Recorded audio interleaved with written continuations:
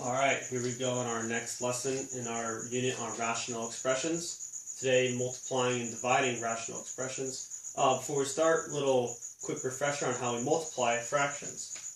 So let's say I wanted to multiply these two fractions here. 3/4 times 8/10.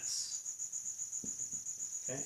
When you multiply fractions, simply multiply the numerators and multiply the denominators. So it would be 3 times 8 divided by 4 times 10.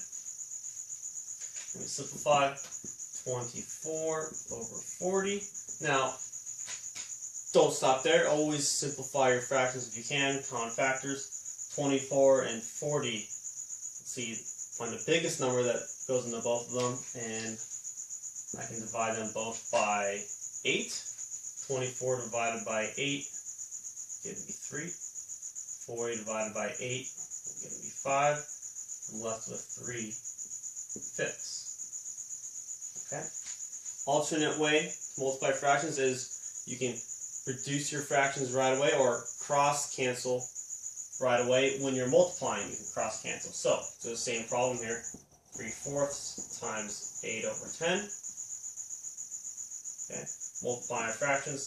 3 times 8 over 4 times 10. Now here I'm going to simplify now. Sometimes it's easier to simplify when your numbers are small because later on numbers get too big. Students have trouble figuring out what factors are there. So let's see here.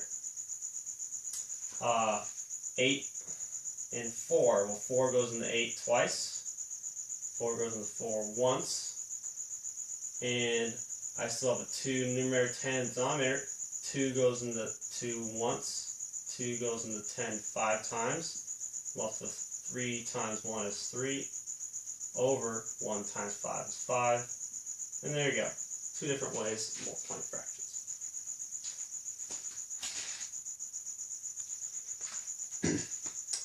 Alright, our first example here. See, we're finding the product and stating the discontinuities.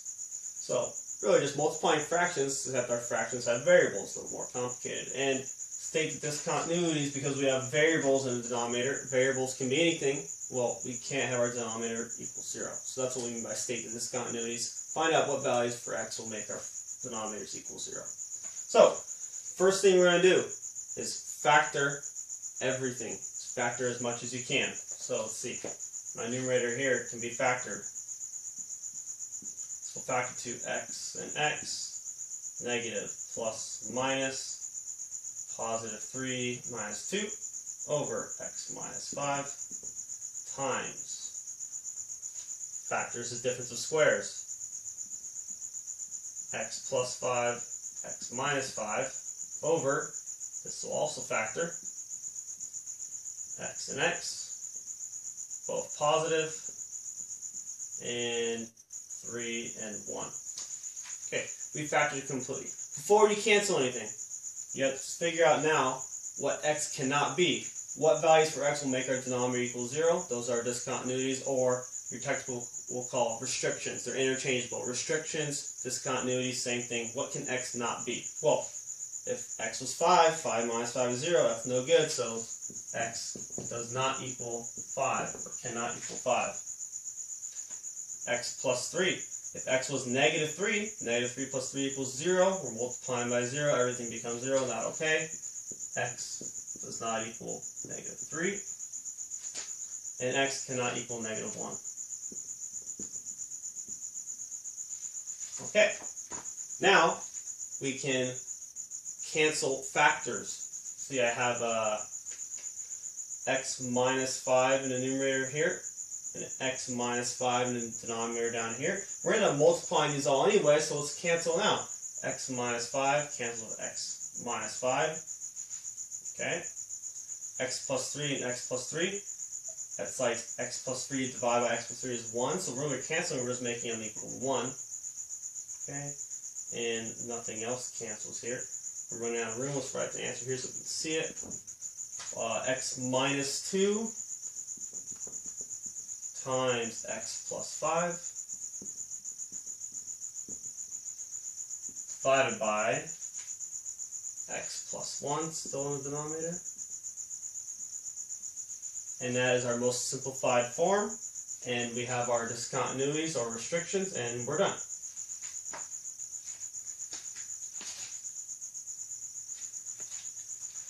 Okay, our next problem here, same directions, find the product, state the discontinuities. There's not really factoring to be done here, but I just make something a little more, threw in a little extra curve here.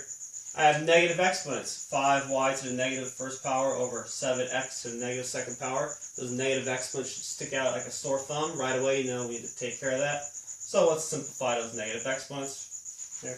I'm going to have 5. 5 does not have a negative exponent. 5 is raised to the first power. 5 is okay. 5 does not move.